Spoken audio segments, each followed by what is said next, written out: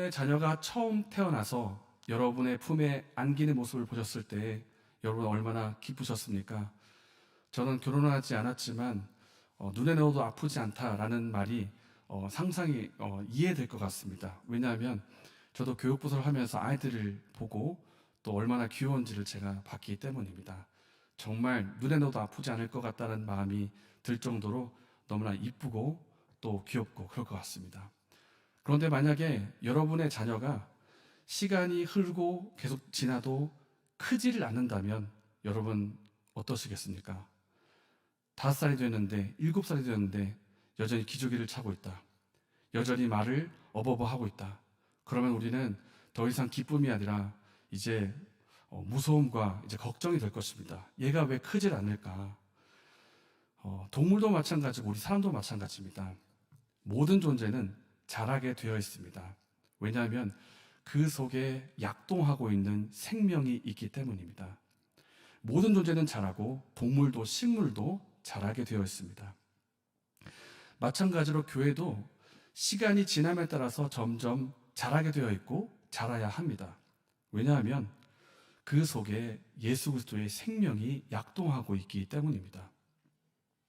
교회는 생명 대신 예수님이 계시기 때문에 예수님으로부터 생명의 양분을 공급받으면서 점점 자라게 되어 있고 자라야 합니다. 특별히 16절 말씀의 앞부분은 예수님과 교회의 관계를 인간의 몸으로 표현을 하고 있습니다. 머리가 온몸이 생명을 유지하고 자랄 수 있도록 제어하고 그런 역할을 하는 것처럼 머리 대신 예수님께서 몸 된 우리 교회에 영양분을 공급하시고 우리가 점점 자랄 수 있도록 그렇게 역사를 하시는 것입니다. 예수님은 우리의 머리가 되시고 우리 교회는 예수님의 몸이 됩니다. 그렇다면 교회가 자라가는 그 목표는 무엇이겠습니까? 우리가 식물을 심으면 그 식물이 자라서 나무가 되고 또 개구리 같은 건 올챙이가 자라서 개구리가 되고 성체가 될 텐데 그렇다면 우리 교회는 무엇을 목표로 해서 자라가겠습니까? 다 함께 13절의 말씀을 읽겠습니다. 우리가 다 하나님의 아들을 믿는 것과 아는 일에 하나가 되어 온전한 사람을 이루어 그리스도의 장성한 분량이 충만한 데까지 이르리니 교회는 무엇을 목표로 해서 점점 자라가는가? 바로 예수 그리스도를 목표로 하고 있습니다. 점점 자라서 예수님을 충분히 닮아가며 예수님을 누리는 상태가 되기를 목표로 하는 것입니다. 예수님을 알고 있는 지식이나 예수님을 믿고 있는 그 믿음이나 예수님을 닮아가는 그 삶과 성품이나 그 모든 것들이 예수님과 같이 되어서 예수님으로부터 주어지는 그 풍성함을, 그 충만함을 교회가 누리기를 목표로 하면서 점점 자라가는 것입니다. 그런데 이 목표는 최종적인 목표인데 예수님이 다시 이 땅에 오실 때, 재림하실 때 이 목표가 완전하게 성취가 될 것입니다.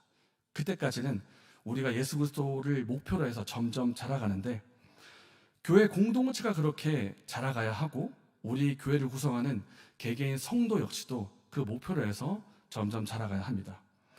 그런데 교회가 성장하고 자라가려는 이 목표를 하고 있는데 이 일을 구체적으로 이루는 역할을 누가 할까요? 바로 교회의 지체, 교회를 구성하고 있는 성도 우리 한 사람 한 사람, 저 여러분이 그 역할을 담당하고 있습니다. 함께 16절의 말씀을 읽겠습니다.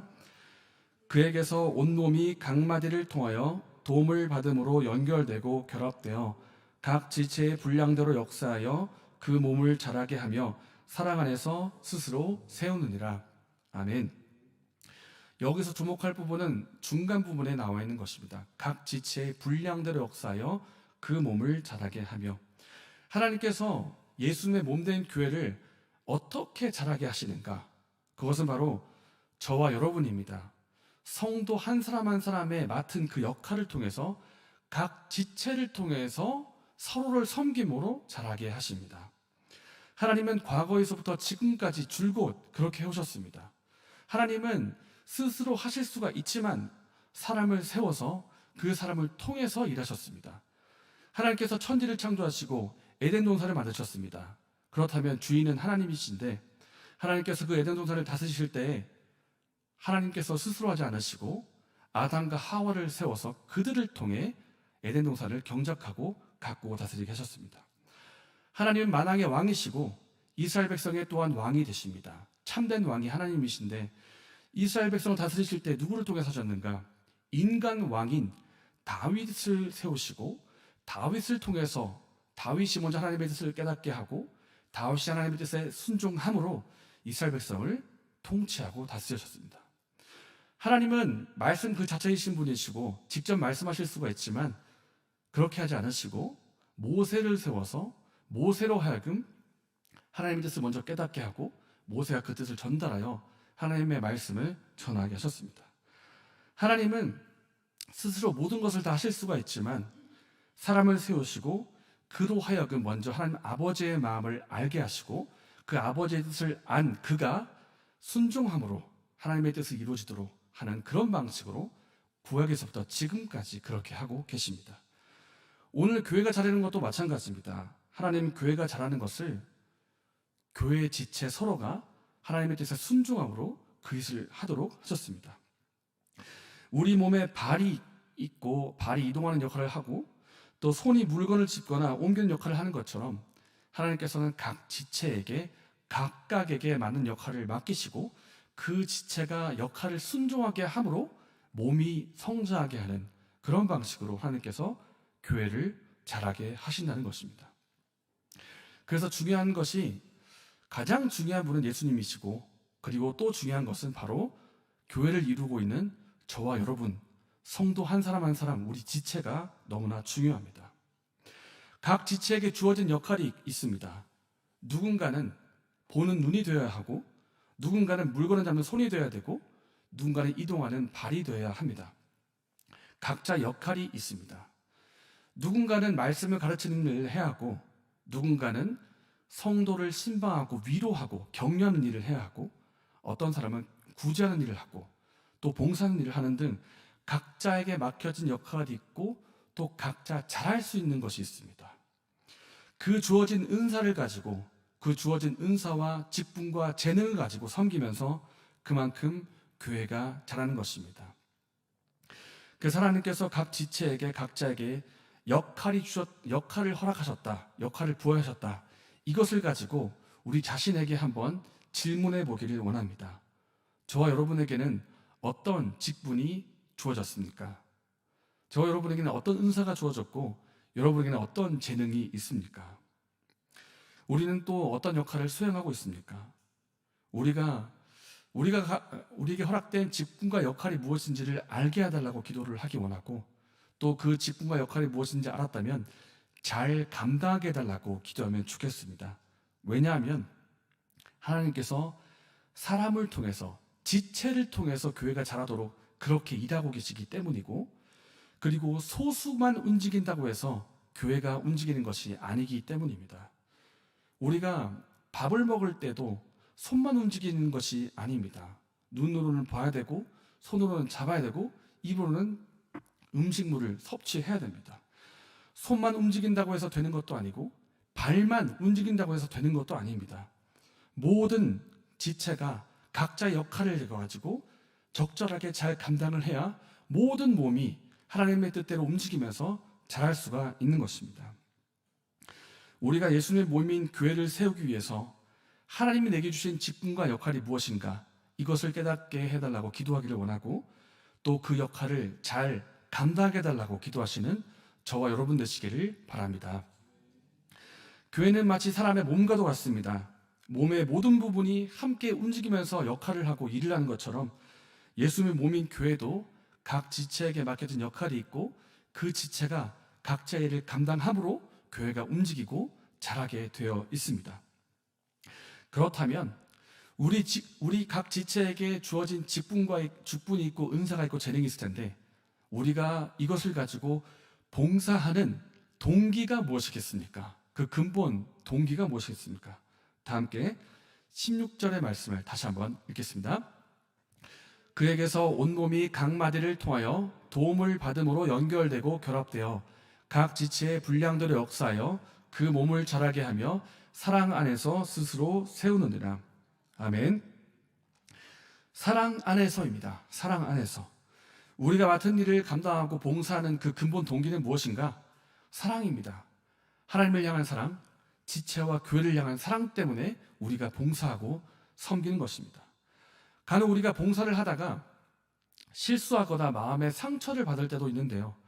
그렇게 상처를 받고 마음에 아픔이 있을 때에도 다시 회복하고 다시 일어설 수 있게 하는 힘이 어디서 오는가?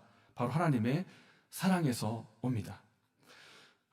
저는 대학생 때 선교단체를 통해서 예수님을 믿게 되었는데, 그때 예수님 처음 믿으면서 저에게 오게 된 처음의 반응은 기쁨이었습니다. 너무너무 기쁘다. 내가 이 땅에 우연히 태어난 사람이 아니구나. 내가 이 땅에 우연히 살다가 가는 존재가 아니고 하나님께서 나를 보내신 이유가 있고 목적이 있고, 그리고 무엇보다 하나님이 나를 정말 정말 사랑하시는구나. 이걸 깨닫고 나서 제 마음에 엄청난 기쁨이 다가오기 시작했습니다. 너무너무 좋다, 기쁘다, 행복하다. 그러면서 또 한 가지 제 마음에 생긴 변화는 뭔가 하나님을 위해서 해드리고 싶다라는 것이었습니다. 정말 하나님께서 나를 이렇게 사랑하시는데 내가 하나님께 뭔가 해드릴 게 없을까?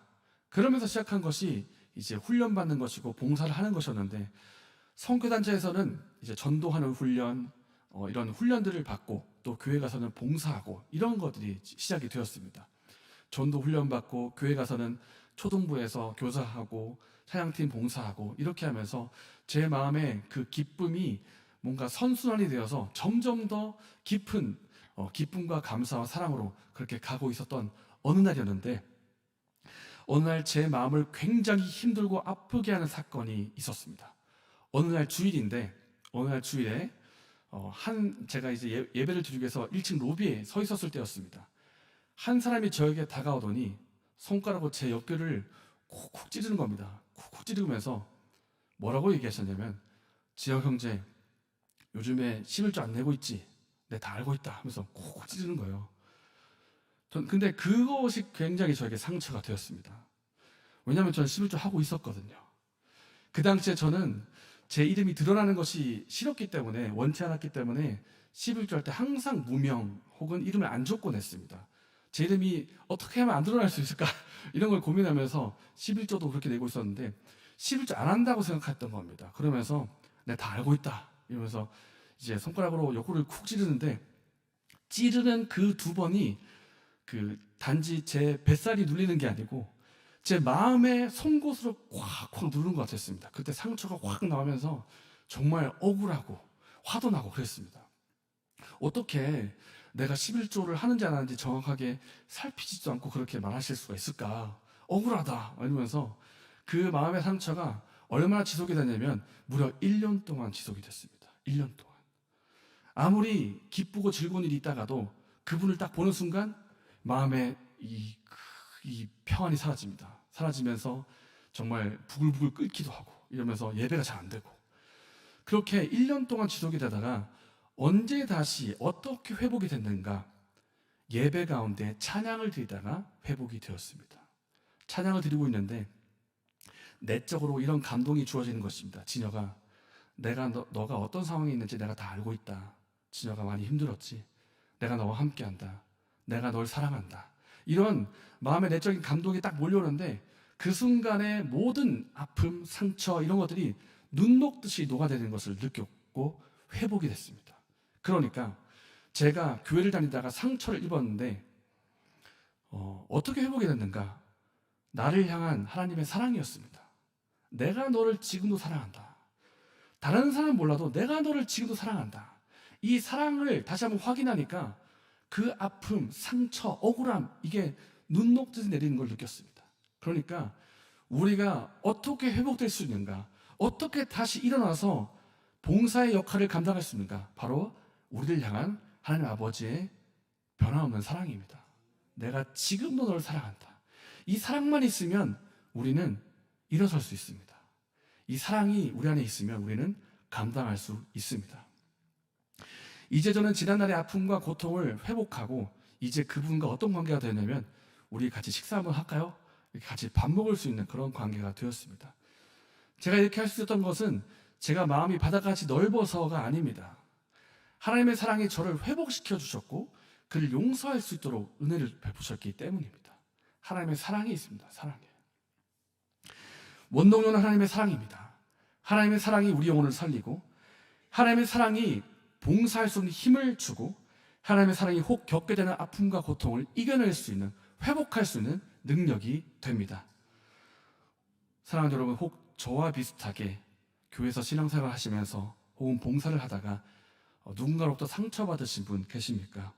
누군가로부터 억울하게 고통당한 분 계십니까? 예수님의 이름으로 권면드립니다. 변함없는 아버지의 사랑으로 일어서시기를 바랍니다. 변함없는 예수님의 사랑으로 다시 한번 일어서시고 회복하시기를 바랍니다. 사람에게는 그런 능력이 없지만 예수님에게는 그런 능력이 있습니다. 사랑하는 여러분, 하나님께서는 우리 교회와 성도가 점점 자라기를 원하십니다. 만약에 자라지 않는다면 왜 안 자랄까 하면서 걱정하실 것입니다. 우리 부모님이 자녀가 자라는 걸 당연히 생각하듯이 하나님께서도 우리에게 생명을 주셨기 때문에 그 생명이 있는 존재는 약동하며 자라게 되어 있습니다. 그렇기 때문에 우리가 예수님의 생명을 힘입어서 점점 예수님을 목표로 해서 자라기를 원합니다. 예수님을 더욱더 알게 되고 예수님을 더욱더 닮아가게 되는 우리가 되기를 원합니다. 그러기 위해서 필요한 것은 우리 각자가 각자에게 주어진 직분과 은사와 재능을 가지고 우리 그리스도의 몸인 교회를 섬기는 것입니다.